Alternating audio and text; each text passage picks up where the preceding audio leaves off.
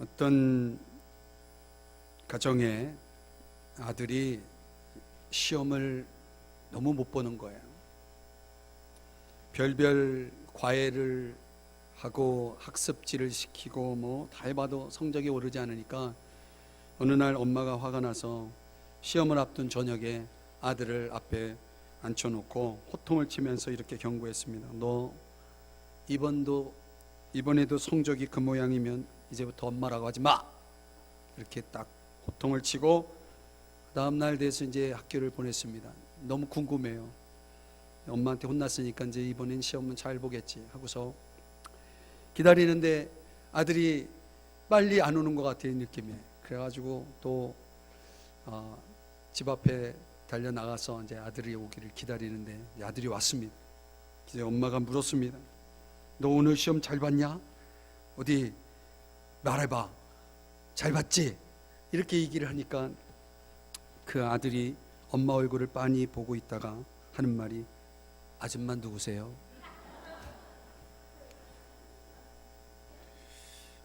시험 성적이 어떠했다는 얘기입니까? 여러분, 오늘 저와 여러분은 인생 시험을 잘 치르고 계시나요? 어떤 청년이 주차 공간을 찾다가 장시간을 이렇게 돌아다녀도 도무지 이 주차 공간을 찾을 수가 없는 거예요. 주차 금지 구역에다가 이제 주차를 해놓고 그 차 유리창에다가 쪽지를 적어서 적어놓고 갔습니다. 거기 뭐라고 적었냐면, 경찰관님, 제가 이 주변을 20바퀴나 돌았는데 주차할 곳을 찾지 못했어요. 제가 중요한 약속 지키지 못하면 전 이 직업을 잃고 맙니다. 저의 죄를 사하여 주옵소서. 이렇게 적어놓고 갔어요. 그러니까 용물을 보고 돌아와 보니까 그 쪽지 옆에다 이런 쪽지가 붙어 있었습니다. 차주에게, 저는 이 주변을 20년간이나 돌아다녔습니다. 만약 제가 위반 딱지를 떼지 않으면 저는 내 직업을 잃고 말 겁니다. 나를 시험에 들지 말게 하소서. 여러분, 우리 주변에 보면요, 참 시험에 들만한 일들이 얼마나 많은지 모릅니다. 시험이 도대체 어디서 오는 겁니까? 우리가 그 시험을 세 가지 차원에서 그 시험의 근원을 볼 수가 있습니다. 첫 번째는 마귀로부터 시험이 오는 겁니다. 마귀는 어떻게든 우리의 그 약함을, 우리의 그 부패성을 자극해서 저와 여러분을 어쨌든 삼키려고 합니다. 시험은 마귀가 주는 겁니다. 또 두 번째는 시험이 어디서 오는가 보니까 인간관계 속에서 많이 오더라고요. 참 우리 여러분 살면서 사람 때문에 시험 들 일 참 많이 있습니다. 뭐 가만히 두질 않잖아요. 여러 가지 괴로움을 주는 일, 상처받는 일, 남은 또 의도하지 않아도 내 스스로가 또 사람 때문에 시험 들고 이런 일들이 참 많이 있습니다. 또 시험이 어디서 오는가 봤더니 결국은 내 약점 때문에 오는 거예요. 소위 아킬레스건이라고 말하죠. 우리에게 치명적인 약점들을 다 가지고 있는데 그 치명적인 약점을 통해서 시험이 오는 것을 보게 됩니다. 그럼 도대체 이런 많은 시험들은 왜 오는 것일까요? 우리가 이제 성경적으로 보면 그 시험 때문에 저와 여러분이 하나님을 더 의지하게 됩니다. 사람을 의지했던 사람이 시험 한번 당하면 그 다음부터는 하나님 더 의지하게 됩니다. 이 땅의 소망을 가지고 있던 사람이 시험을 겪고 나서는 천국의 소망을 갖기도 합니다. 또 어떤 사람은 굉장히 교만하던 사람이 시험을 받고 나면 겸손해집니다. 또 어떤 사람은 너무나 이기적이고 자기밖에 몰랐던 사람이 시험 한번 겪고 나면 굉장히 이타적인 사람, 다른 사람을 위해서 살아가는 사람들이 되는 것을 보게 됩니다. 어떻게 보면 시험에 이런 어떤 긍정적인 차원이 분명히 있는 것은 사실입니다. 우리가 이 시험의 실체들을 들여다보면 시험 때문에 어떤 사람은 정말 낭패를 보는 경우가 너무 많아요. 사명을 잃어버린 사람도 많고, 또 시험 때문에 죄를 범하고 시험 때문에 정말 믿음도 버리는 그런 사람들도 있습니다. 오늘 우리가 함께 읽은 이 본문의 말씀의 내용을 보면 11절 이하 13절까지 짧은 구절이지만 여기 시험에 관한 아주 좋은 교훈을 우리에게 이 말씀이 제공해 주고 있음은 오늘 이 말씀을 나누는 목회자로서 굉장히 기쁨이 있습니다. 그래서 제가 오늘 하나님, 오늘 이 중요한 주제인데 성도님들 주일날 빠지지 않게 해주세요. 이게 제가 이렇게 기도를 했습니다. 꼭 들어야 될 사람들이 들어야 되거든요. 오늘 여러분 이 시간 하나님 앞에 예배드리기 위해서 나오신 분들은 오늘 잘 오셨습니다. 한번 옆 사람에게 이렇게 잘 오셨습니다. 이렇게. 자, 그러면 오늘 말씀을 통해서 우리가 시험이라는 게 오면 시험은 어떻게 해야 됩니까? 이겨야 되겠죠. 그죠? 시험을 이기는 비결을 같이 오늘 그 처방을 함께 생각해 보려고 합니다. 첫 번째로 우리가 어떻든 시험이 오면은 그 시험을 이겨야 되는데 어떻게 하면 이기느냐? 먼저는 시험에 넘어질까 조심해야 됩니다. 시험을 이기려면 먼저 조심해야 됩니다. 한번 따라 하십시다. 조심하자. 오늘 성경 12절의 말씀에 보면 그런즉 선줄로 생각하는 자는 뭘 조심하라? 넘어질까 조심하라. 성경상 이 선줄로 생각한 자들은 누구냐면 이스라엘 백성들입니다. 이스라엘 백성들은 왜 선줄로 생각했느냐? 그들에겐 너무나 많은 은혜가 주어졌거든요. 저도 20대 초반에 예수님 처음 믿었을 때 정말 감당할 수 없을 정도로 하나님 은혜를 주시더라고요. 그래가지고 와, 정말 하나님 믿으면 이렇게 좋구나. 너무 많은 은혜를 받으니까 좋았어요. 근데 좋은 것만 있었던 건 아니고 은혜가 많으니까 교만이 들어오더라고요. 그러니까 저는 신앙생활 시작한 지 얼마 안 되는 사람이 은혜를 너무 받으니까 신앙생활 오래 한 사람들이 우습게 보이는 거예요. 참 신앙생활 저런 식으로 한단 말이지. 그러면서 막 제가 교만을 떨고 그래가지고 제가 너무 시험 들어가지고 그 교만 때문에 시험 들어가지고 교회를 떠난 적이 있었어요. 한 달 정도 교회를 안 나갔습니다. 여러분, 선줄로 생각하는 사람들이 다른 사람 아니라 은혜 받은 사람들이에요. 은혜 받은 사람들의 특징이 뭐냐면 자기는 됐다 이렇게 생각합니다. 그러니까 조금 신앙생활 오래 한 사람들에게도 종종 이런 증상이 찾아옵니다. 자기는 절대로 흔들리지 않을 거라고 생각합니다. 고린도 교회 성도들이 자신들의 신앙을 너무나 자랑하고 거기에 대한 너무나 확신을 가지고 있던 나머지 그들 역시 교만에 빠져 있었다는 것입니다.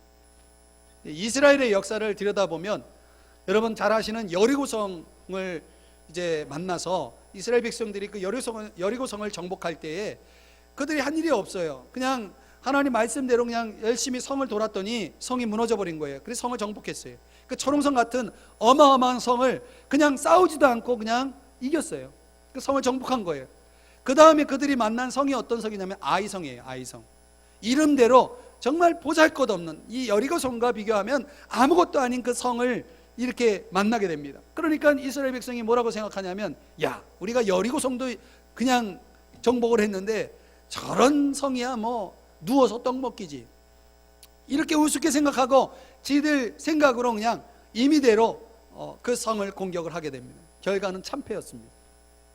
사람이 뭔가 축복을 받고 은혜를 받고 뭔가 잘 될 때 그때 조심해야 되는 거예요. 여러분, 철로역정의 이야기 가운데 존 버년의 철로역정이 성경 다음으로 베스트셀러잖아요. 우리 아이들에게는 그 철로역정이라는 책을 꼭 사서 읽도록 여러분 자녀들에게 제공해 주시고, 어른들도 이런 책들은, 이런 고전들은 읽어보셔야 됩니다. 거기에 보면은 이제 주인공 크리스찬이 허영의 도시라고 하는 그 도시를 지나가게 되는데, 이 천국에 가기 위해서는 반드시 통과해야 될 도시였습니다. 이게 말 그대로 이 베니트라고 하는, 영어로는 그 단어를 쓰는데 이 허영이라고 하는 도시로 구성되었어요. 근데 이제 그 성에는 얼마나 많은 유혹의 상품들이 있는지 몰라요. 그 허영의 도시 사람들이 그런 상품들을 막 판매하고 있습니다. 근데 전혀 어울리지 않는 옷을 입고 전혀 그 도시 사람들과 이렇게 차별화된 언어를 사용하고, 그리고 그 허영의 도시에서 만들어진 그 제품에 대해서 상품에 대해서 도대체 관심을 갖지 않는 이 크리스찬들을 보면서 그 도시 사람들이 이상하게 생각합니다. 저 사람들 좀 이상하다 말이죠. 그리고 그 상품을 계속 자꾸 사라고 권유를 합니다. 근데 그 크리스찬과 함께 동행했던 믿음이라는 친구랑 같이 지나가다가 도저히 이거를 감당할 수 없겠다 싶어가지고 그들이 무릎을 꿇고 기도를 합니다. 주여, 우리 눈으로 허탄한 것을 보지 않게 하소서. 우리 눈으로 허탄한 것을 보지 않게 하소서. 이렇게 기도를 하고, 그리고 지나가는데 가만두질 않습니다. 막 조롱하고 막 심지어 화를 내면서 이거 빨리 안 사 하면서 협박을 합니다. 그때 이 크리스찬과 믿음이 뭐라고 대답하냐면, 우리는 헛된 것을 사지 않고 진리만을 삽니다. 우린 진리만을 삽니다. 이렇게 말합니다. 그러면서 지나가는 동안 눈을 감고 이 눈을 허탄한데 그 허영의 도시의 그 갖가지 유혹에 눈을 돌리지 않고 오히려 멀리 보려고 노력을 하고 귀를 막고 이렇게 지나가는 그런 장면이 나옵니다. 이 허영의 도시를 지나간 이 크리스찬과 믿음이라는 이 두 친구가 보여준 태도가 바로 이 세상을 살아가는 저와 여러분이 보여줘야 될 태도예요. 귀를 막고 정말 우리가 허탄한 것을 보지 않도록 우리의 눈을 고정시켜야 될, 또 우리가 정말 바라봐야 될 그런 우리의 삶의 태도가 중요하다는 것입니다. 여러분, 이 크리스천과 믿음이 허영의 도시를 지난 것처럼 우리가 이 세상을 지날 때 우리는 천국에 가기 위해서는 이 세상을 반드시 통과해야 됩니다. 그러나 오늘 늘 조심해야 됩니다. 우리 주변에는 허영의 도시에 마련된 수많은 유혹들처럼 얼마나 많은 유혹이 저와 여러분을 계속해서 유혹하고 넘어지게 하려고 하는지 모릅니다. 근데 우리가 종종 나는 절대로 시험에 빠지지 않아, 난 절대로 흔들리지 않을 거야 라고 자신만만하면서 그렇게 사는 사람들이 있습니다. 천만의 말씀이에요. 그런 사람들이 더 빨리 넘어져요. 여러분, 가장 위험한 사람이 누구냐면 이렇게 자신만만해 하는 사람이에요. 베드로를 보세요. 다 버릴지라도 나는 예수님을 버리지 않을 겁니다. 이렇게 호언장담했던 베드로가 제자들 가운데 가장 비열한 짓을 하잖아요. 예수님 배반하고 뿐만 아니라 예수님은 저주까지 했어요. 여러분, 그들의 실패가 결코 그들의 문제가 아니라 우리들의 경우가 될 수도 있다라고 하는 것입니다. 신앙생활 오래 한 것이 그것이 우리의 어떤 보증이라도 되는 것처럼 그렇게 생각해서도 안 됩니다. 얼마나 많은 목사들이 실족하는지 몰라요. 얼마나 많은 직분자들이 소위 말하는 교회의 중직자라고 하는 사람들이 넘어지는지 몰라요. 여러분, 다 이런 일들이 왜 일어나느냐? 조심하지 않았기 때문에 그래요. 조심하지 않았기 때문에. 그래서 예수님께서 마태복음 26장에서 뭐라고 말씀하냐면 시험에 들지 않게 깨어 기도하라 라고 말했어요. 자꾸 시험에 드는 일이 왜 그래요? 기도하지 않기 때문에, 깨어있지 않기 때문에. 마음은 원이로되 육신이 약하다. 예수님께서 말씀하신 거예요. 그러니까 여러분, 저와 여러분은 알아야 돼요. 나의 약함을 알아야 돼요. 약함을 인정해야 돼요. 약한데도 불구하고 자기가 강한 척하면은 결국은 그거는 선줄로 생각하는 자예요. 넘어지는 겁니다. 결과적으로 넘어지게 돼 있습니다. 그러나 오늘 우리가 항상 우리의 약함과 주님의 강함에 초점을 맞추고 늘 겸손해야 합니다. 겸손하게 주님의 도우심을 구하면서 사셔야 됩니다. 기억하십시오. 얼마든지 저와 여러분도 넘어질 수 있습니다. 조심하시기 바랍니다. 두 번째, 우리가 시험을 이기기 위해서는 시험의 목적을 이해하셔야 됩니다. 시험의 목적을 이해하라. 자, 13절의 말씀을 가보십니다. 오늘 성경 고린도전서 10장 13절인데요. 거기 그런 편이 나옵니다. 사람이 감당할 시험 밖에는 너희가 당한 것이 없나니 오직 하나님은 미쁘사. 자, 저를 보실까요? 이 시험이라고 하는 단어가 페이라조라고 하는 헬라어를 쓰는데요. 이 페이라조라고 하는 이 단어는 헬라어는 단어는 하나인데 우리말로 해석될 때 두 가지로 해석이 됐습니다. 소위 말하는 유혹이라는 뜻의 시험, 또 하나는 시련이라는 차원의 시험. 그래서 이 시험이라는 단어가 우리말로는 어떤 데는 유혹이라는 차원으로, 영어로는 temptation이에요. 또 어떤 데는 시련, trial 또는 테스트, 이런 단어로, 영어 단어로 보면 분명히 구별되어 있어요. 근데 우리말 성경은 그냥 다 시험이라는 그런 단어로 거의 번역되어 있는 경우가 많아요. 그래서 이 시험이 어떤 의미를 갖고 있느냐라고 하는 것을 여러분들이 좀 더 이렇게 구체적으로 공부하지 않으면 그게 그거다라고 착각을 할 때가 많아요. 그러니까 여기서 하나님이 주시는 시험은, 하나님 편에서는 그거는 하나님은 결코 우리를 유혹하지 않아요. 유혹이라고 하는 것은 우리를 죄짓게 만들고 우리를 넘어지게 만들기 위한 목적으로 우리에게 찾아오는 것이거든요. 그러니까 사탄 편에서는, 마귀 편에서는 우리를 언제나 유혹하죠. 그래서 우리를 넘어지게 하죠. 그러나 하나님 편에서는 언제나 그 시험은 우리를 테스트해서, 우리를 단련해서, 시련해서 결과적으로 우리를 세우기 위한 목적을 가지고 있다는 것입니다. 그러나 오늘 우리가 똑같은 상황을 놓고도 어떤 사람은 그걸 유혹으로 해석하고 어떤 사람은 그것을 시련으로 해석합니다. 그러나 오늘 우리의 태도와 반응이 굉장히 중요하다는 거죠.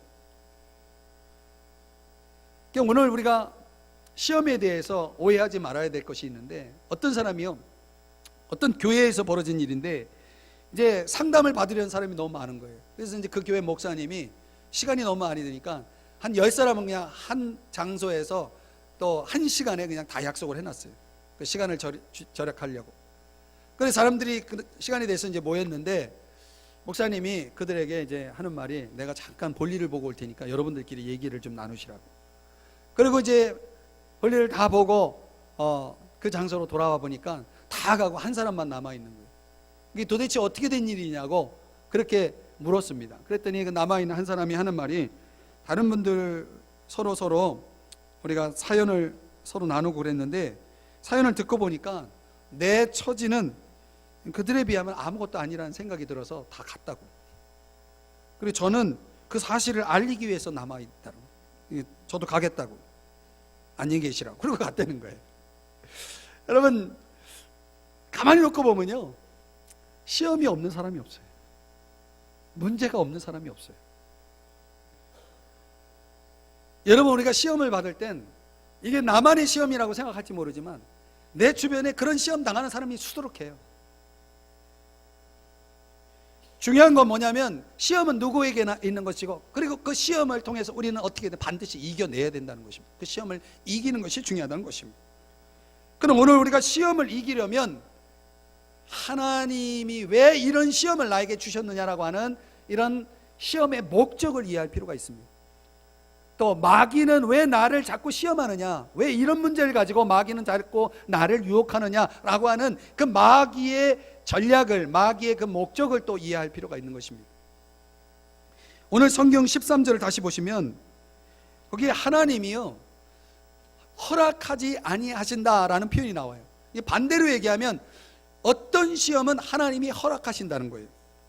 우리에게 찾아오는 어떤 시험도 하나님의 허락이 떨어지지 않은 것이 없어요. 그럼 왜 그런 시험을 하나님은 허락하실까요? 야고보서 1장 3절에 보면은 이런 말씀이 나옵니다. 이는 너희 믿음의 시련이 인내를 만들어내는 줄 너희가 알미라. 뭘 만들어요? 우리가 시험을 받으면 뭐가 만들어지냐면 인내라는 성품이 만들어져요. 그리고 그 인내는 계속 이어지는 말씀은 뭐냐면, 인내를 온전히 이루라. 이는 너희로 온전하여 구비하여 조금도 부족함이 없게 하려 함이라. 그러니까 하나님이 허락하시는 시험의 그 목적은 우리를 온전하게 만들기 위한 것이다 라고 하는 것입니다. 내가 온전하지 못하기 때문에 자꾸 시험이 오는 거예요. 그러면 마귀는 그걸 역으로 이용해 가지고 우리가 온전하지 못한 것을 가지고 집요하게 공격해서 우리를 실족하게, 우리를 넘어지게, 우리를 죄짓게, 우리를 하나님으로부터 떨어지게 그렇게 만든다면, 하나님이 우리에게 허락하시는 시험의 목적은 어떻게든 우리를 온전하게 만들기 원하시는 거예요. 이해하시겠습니까? 그러나 하나님의 목적을 놓고 보면 시험이 오면은 그 시험을 통과하게 되면 우리가 더 순결해집니다. 더 온전해지고 더 강건해지고 견고해집니다. 시험을 이긴 분들의 특징을 보면은 역시 여러 가지 시험을 통해서 통과한 사람답게 정말 훌륭한 그런 신앙의 모습을 보이는 것을 볼 수가 있습니다. 그런데 허락하지 아니한다라고 하는 이 표현 속에는 어떤 시험은 하나님이 막아주신다는 거예요. 그걸 한계라고 말합니다. 시험에 한계가 있다는 거죠. 그 어떤 한계, 시험의 한계라고 하는 것은 누구의 한계냐면 나의 한계예요. 어떤 한계냐면 감당할 수 없는 한계. 반대로 얘기하면 감당할 수 있는 수준만큼 하나님은 우리에게 시험을 허락하신다는 거죠. 여러분, 어떤 아버지가요, 아들과 함께 마트에 갔습니다. 장을 보는데 이상하게 그 어린 아들에게 그 장바구니를 들게 한 거예요.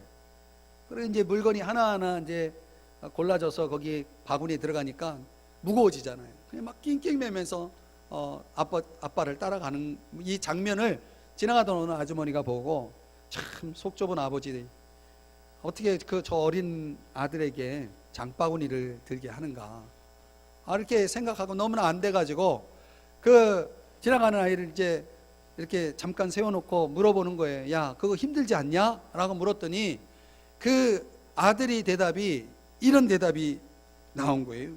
아니에요. 우리 아빠는 제가 얼마만큼 들 수 있는지, 제가 얼마만큼 감당할 수 있는지 아세요?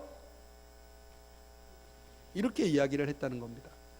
여러분, 이 아이의 대답을 잘 곰곰이 생각해 보세요. 하나님이 우리에게 허락하시는 게 바로 그 수준이라는 거죠. 내가 얼만큼 감당할 수 있는지, 내가 얼만큼 들 수 있는지 하나님은 누구보다도 저와 여러분을 잘 아신다는 것입니다. 그런 차원에서 여러분, 몰트만의 그 희망의 신학이라고 하는 책에서 소개하는 것처럼 우리에게 있어서 두 가지 죄를 조심해야 됩니다. 첫 번째는 오만의 죄입니다. 오만. 두 번째는 절망의 죄입니다. 우리는 절대로 오만하지 말아야 되고 절대로 절망하지 말아야 됩니다. 오만이 뭡니까? 이 시험은 나에게만 주어진 특별한 시험이야 라고 생각하는 게 오만입니다. 여러분, 주변을 보세요. 나보다 더한 시험을 겪고 있는 분들도 있어요. 우리가 그렇게 생각해 보면 나만의 특별한 시험, 이건 오만인 것입니다. 또 이건 절대로 해결할 수 없어, 이건 불가능해, 안 돼 라고 생각한다면, 그 시험에 대해서 그렇게 생각한다면 이건 절망인 것입니다. 하나님은요, 처음부터 그렇게 안 되는 것들을 굳이 우리에게 시험으로 주시지는 않는다는 것입니다. 그래서 하나님이 처음부터 안 될 거를 야, 너 한번 해봐 하고 던져주시는 그런 하나님이 아니라는 사실을 우리가 이해해야 하는 것입니다. 우리 주변에 오만한 사람이 있습니까? 절망 가운데 있는 사람이 있습니까? 예.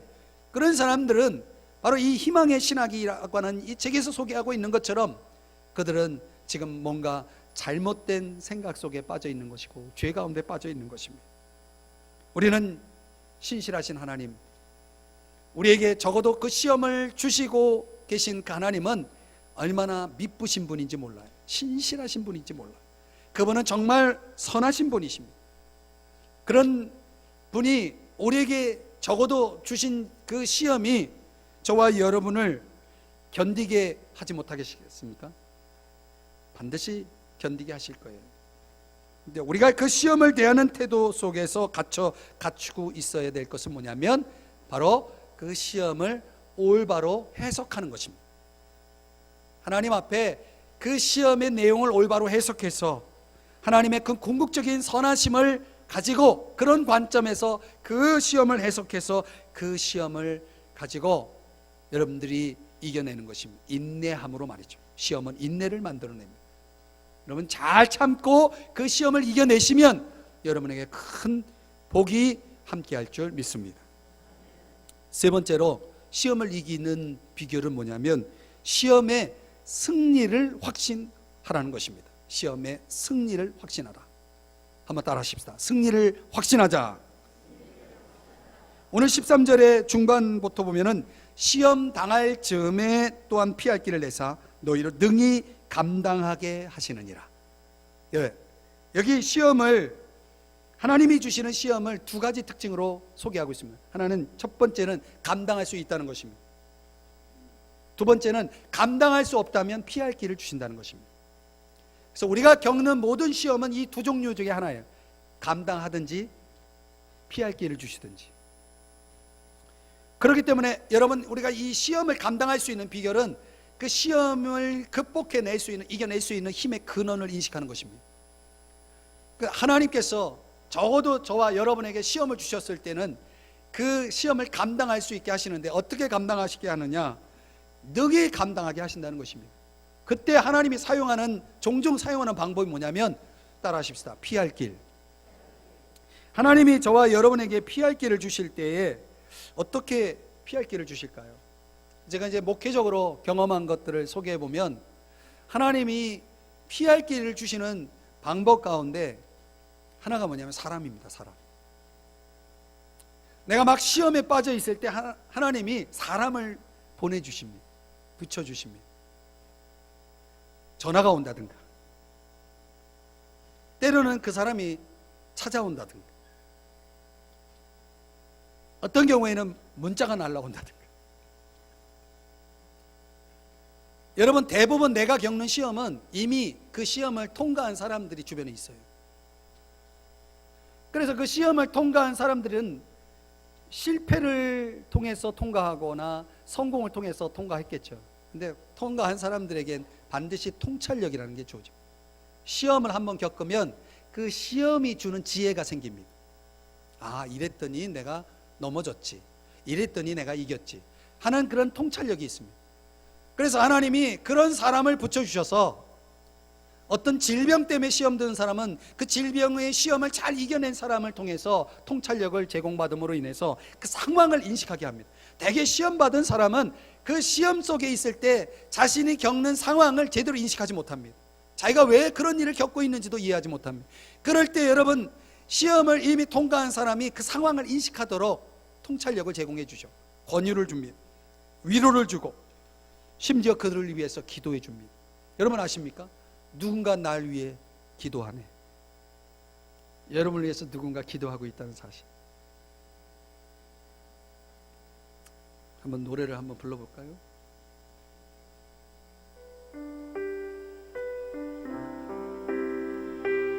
누군가 널 위해 기도하네. 이런 찬양 아세요? 한 소절만. 누군가 널 위하여, 누군가 기도하네. 내가 홀로 외로울 때, 마음이 무너질 때, 누군가 날 위해 기도하네. 내 마음이 무너지고 내 마음이 외롭고 힘들고 지칠 때 누군가 날 위해 기도한다. 이게 피할 길이에요. 그 사실을 알 때 하나님이 우리를 벗어나게 하는 거죠. 여러분에게 그런 좋은 친구가 있습니까? 그런 감지, 이런 그 주파수가 연결돼 가지고, 그래서 여러분 힘들고 어려워서 지칠 때 여러분들에게 전화오고 여러분들 찾아오고 그런 사람 있습니까? 여러분들에게 그런 분들이 있기를 축복합니다. 여러분들이 공동체 속에 있어야 될 이유가 그거예요. 정말 여러분의 힘으로 견뎌내기 힘들 때 누군가 여러분들을 곁에서 지켜줄 그런 사람이 필요하다는 거죠. 이스라엘 백성들을 보면요, 히브리서 11장 29절에 그들이 홍해를 건널 때 하나님을 믿었다고 말하고 있어요. 믿음으로 홍해를 건넜다. 어떻게 홍해를 건널 수 있습니까? 사람이 하나님을 믿었기 때문에 그들이 건넜다라고 말합니다.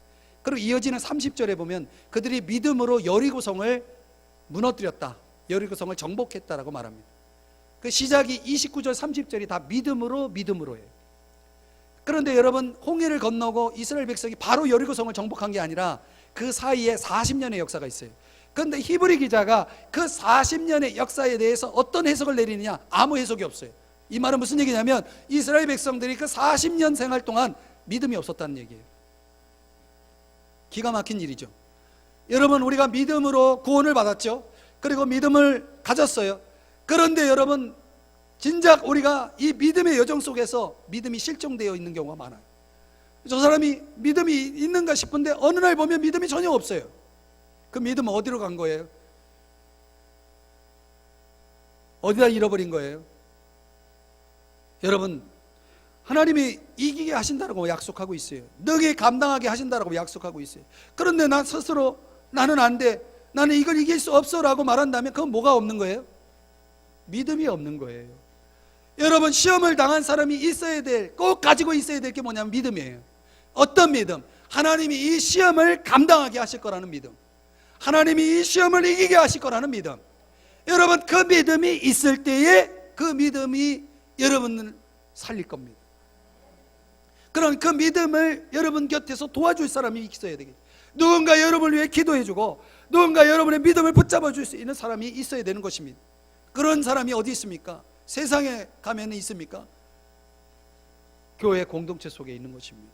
그래서 여러분들이 공동체를 소중히 여겨야 됩니다. 신앙생활은 혼자 하는 게 아닙니다. 왜 혼자 합니까? 왜 혼자 싸웁니까? 마귀와 싸워서 여러분 혼자서 그 싸움을 이겨낼 수 있을 것 같아요? 천만의 말씀이에요. 여러분, 시험을 이기는 싸움은 반드시 팀이 필요합니다. 함께 싸워야 되는 것입니다. 기독교 저술가인 C.S. 루이스, 이분이 어린 시절 이 어머니가 병으로 앓게 되는데 그 옆에서 아주 정성스럽게 간호를 하게 됩니다. 그 경험을 책으로 써냈어요. 이게 마법사의 조카라고 하는 나니아 연대기의 시리즈 중에 한 권입니다. 근데 거기에 이 주인공, 어린 주인공이 어머니, 이 알아 누워 있는 어머니를 누구의 도움 없이 정성스럽게 간호해주는 그 어린 주인공이 나와요. 디고리라고 하는 주인공이 나옵니다. 그 디고리가 마법으로 나니아 그 나라로 이제 가게 돼서 그 아슬란, 나니아라고 하는 나라를 창조한 사자 아슬란을 만나게 됩니다. 그 아슬란을 만났을 때 보니까 그 나라가 너무 순결하고 너무나 정말 아름답고 너무나 풍요로운 이 나라를 창조한 저 사자 아슬란이라면 내 엄마의 병을 고쳐줄 거라고 생각하고 그 아슬란에게 도움을 구하기로 결심을 합니다. 그래서 그 아슬란의 얼굴을 이렇게 딱 보는데 아슬란의 그 장엄한 얼굴, 그 위대한 모습에 절망스럽게 생각을 합니다. 그런데 그 아슬란이요, 여러분 영화를 보신 분, 책을 읽어보신 분 아시겠지만 다가와서 그 디고리의 볼에다가 탁 기댑니다, 얼굴. 그 순간 디고리가 그 아슬란의 눈을 보게 됩니다. 근데 그 눈 속에 뜨거운 눈물이 고여 있는 걸 봅니다. 근데 그 눈물이 마치 내가 엄마를 위해서 슬퍼하는 것보다 더 슬퍼하고 있다는 것을 느낍니다. 그때 아슬란이 이 디고리에게 이런 말을 던집니다. 아들아, 슬픔이 위대하다는 것을 나도 잘 안다. 또 이런 사실을 이 땅에서 벌써 알고 있는 사람은 너와 나뿐이야. 그러니 우리 서로에게 좋은 존재가 되자꾸나. 이렇게 이야기를 합니다. 근데 아슬란은 이 디고리의 소원을 들어주지 않아요. 대신 이 나니아 나라 여기에 그 마녀가 가지고 온 악이 있는데 그 악을 제거하고 보호할, 나니아 나라를 보호할 황금 씨앗을 가져올 것을 사명을 줍니다. 드디어 이제 그 씨앗을 발견해서 가져오려고 하는데 이 씨앗을 엄마에게 가져가면 엄마의 병이 나을 거라는 유혹을 받습니다. 그런데 갑자기 아슬란의 그 뜨거운 눈물, 그 눈이 떠오르면서 그 유혹을 이겨냅니다. 그리고 아슬란에게 가져주죠. 거기 이제 나무를 심는데 그 나무에서 씨앗이, 다른 씨앗들이 나오게 됩니다. 그리고 다른 씨앗 중에 그 씨앗을 엄마에게 가져가니까 그 디고리 엄마가 낳는다는 이야기가 이렇게 소개됩니다. 간결하게 여러분들에게 소개했지만 그 이야기 속에서 실제로는 이 C.S. 루이스의 엄마는 병으로 돌아가십니다. 그리고 그 아슬란의 실체는 바로 예수 그리스도입니다. 그 예수 그리스도를 그가 성인이 돼서 만났을 때 이 바로 그 마법사의 조카에 등장하고 있는 그 아슬란 예수 그리스도를 그가 친히 만났을 때 거기 소설 속의 디고리는 엄마의 병을 고치지만 이 C.S. 루이스는 엄마의 병을 고치지 못하죠. 그러나 C.S. 루이스가 한 가지 중요한 사실을 깨닫습니다. 뭘 깨달았을까요? 내가 가지고 있는 슬픔을 나보다 더 슬퍼하시는 분이, 마치 나사로의 무덤 앞에서 주님이 흘리신 눈물 말이죠.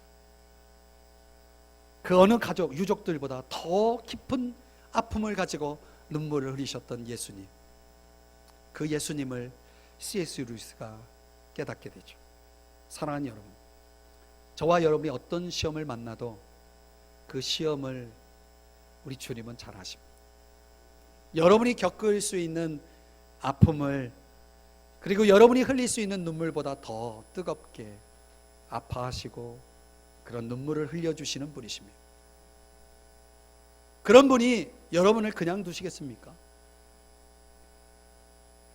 1세기의 그리스도인들의 그 교회의 역사를 연구하신 분들이 발견한 것은, 거기서 발견한 놀라운 사실은 뭐냐면 그들이 얼마나 많은 핍박과 그리고 고난을 겪었는지 모릅니다. 근데 그런 핍박이, 고난이 그들에게 찾아올 때마다 그들은 서로 이런 인사를 나눴다고 합니다. 기가 막힌 인사입니다. 자, 여러분, 은혜의 시간이 다시 돌아왔습니다. 짝짝짝짝. 은혜의 시간이 다시 돌아왔습니다. 사랑하는 여러분, 1세기 그리스도인들이 그 수많은 핍박을, 고난을, 시험을 당하면서 그들은 그것이 그들에게 주어질 때마다 은혜의 시간이 다시 돌아왔군요. 마치 폐허 속에서 그들은 다시 무언가를 재건하고 있었다는 것이죠. 그런 하나님을 바라봤다는 거죠. 어둠 속에서 그들은 이미 희망을 구하고 있었던 것이죠. 오늘 이 초대교회 성도들이 가지고 있었던 그런 믿음, 오늘 저와 여러분에게 있기를 주의 이름으로 축복합니다. 하나님은 능히 감당하게 하신다라고 말하고 있는데 왜 우리는 우리 스스로를 포기하고 그리고 그런 시험에서 주저앉아 있나요? 사랑하는 여러분, 말씀의 결론을 맺어보겠습니다. 사도 바울이 우리가 넉넉히 이길 것이다 라고 그렇게 말하지 않습니까? 우리 모든 시험을 넉넉히 이기고 말 것입니다. 어떤 책에 이런 글이 있더라고요. 인생의 폭풍을 직접 겪어본 사람으로서 당신에게 소망과 격려의 말을 건네도 되겠는가? 폭풍 이후의 삶이 있다. 언제나 반대쪽으로 이끌어주는 여정이 있다. 예수는 당신을 이끌고 폭풍을 헤쳐나가실 것이며 위기 상황 반대쪽으로 당신을 데려가실 것이다. 예, 우리 주님은 여러분과 함께 폭풍을 헤쳐나갈 것입니다. 여러분의 그 위기의 상황을, 시험의 상황 반대쪽으로 여러분을 데리고 가실 것입니다. 재밌는 이야기 중에 강아지가 어미개에게 이렇게 물었습니다. 엄마, 행복은 어디에 있나요? 어미개가 행복은 꼬리에 있단다. 그러니까 이 강아지가 꼬리를 물려고, 뭘 물려고요? 꼬리를 물려고. 왜 물어요? 행복이 거기 있으니까. 아무리 애를 써도 꼬리가 물리지 않는 거예요. 안 돼요, 안 돼요, 낑낑 매면서, 이게 말하자면 엄마한테 하소연하는 겁니다. 울면서. 그랬더니 엄마가 씩 웃으면서 이렇게 말합니다. 신경 쓰지 말고 계속 앞으로 가. 그러면 행복이 너를 따라올 거야. 사랑하는 여러분, 우리가 감당할 수 없는 시험 있습니까? 없습니다. 시험이 주어졌습니까? 어떤 시험이 주어졌습니까? 그 시험 때문에 여러분 쩔쩔매고 있습니까? 앞으로 나가시기 바랍니다. 행복이 여러분을 따라올 것입니다. 축복이 여러분을 따라올 것입니다. 허용의 도시를 통과한 크리스찬처럼 여러분 진리를 사시기 바랍니다. 진리가 뭡니까? 시험에 넘어질까 조심하라는 것입니다. 진리가 뭡니까? 시험의 목적을 올바로 해석하고 이해하라는 것입니다. 하나님이 왜 그 시험을 주셨는지를 반드시 이해하셔야 됩니다. 그리고 시험은 마침내 반드시 이길 것이라는, 승리할 것이라고 하는 믿음을 가지고 하나님께 도움을 구하시기 바랍니다. 그러면 여러분 모든 시험을 이겨내실 것입니다. 기도하시겠습니다.